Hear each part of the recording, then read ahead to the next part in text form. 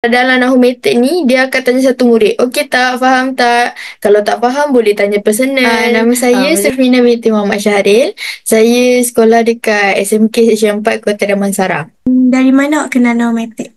Saya kenal Nahumetik dari kawan sekelas saya. Nama dia Zahira. Macam mana prestasi subjek bahasa Arab awak sebelum awak join Nahumetik? Sebelum saya join Nahumetik, prestasi bahasa Arab saya agak rendah lah berbanding yang sekarang. Kenapa awak decide untuk join tuition Nahumetik berbanding dengan tuition bahasa Arab yang banyak kat luar tu?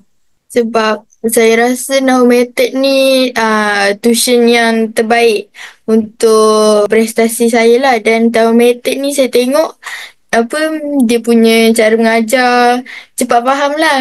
Awak dah join Nahumetik ni sejak bila? Sejak baru tahun ni, saya rasa dalam bulan Januari, akhir bulan Januari. Apa hasil dari segi pembelajaran dalam bahasa Arab lepas awak join Nahumetik? Bagi saya lah, lepas saya join Nahumetik ni, dalam kelas bahasa Arab, saya lebih faham apa yang ustaz atau ustazah saya ajar saya. Maknanya kalau sebelum ni, saya mungkin macam tak agak-agak macam tu kan. Tapi selepas saya join Nahumetik, saya lebih faham apa yang diajar oleh ustazah. Pada pendapat awak, kaedah guru-guru mengajar Nahumetik ni okey tak? Pada pendapat saya, okey. Sebab cikgu-cikgu yang ajar saya dekat Nahumetik ni, dia akan ajar murid tu sampai murid tu faham.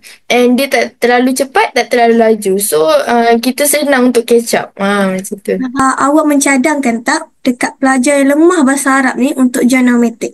Ya, saya cadangkan. Sebab dengan Nahumetik ni, cikgu tu dia ajar bukan macam setengah cikgu, dia akan ajar, dia tak melibatkan semua murid. Tapi kalau dalam Nahumetik ni, dia akan tanya satu murid, okey tak, faham tak? Kalau tak faham, boleh tanya personal. Macam tu. So, murid akan lebih faham dalam bahasa Arab tu. Walaupun online pun still faham Walaupun online. Kuasai asas bahasa Arab di Nahumetik.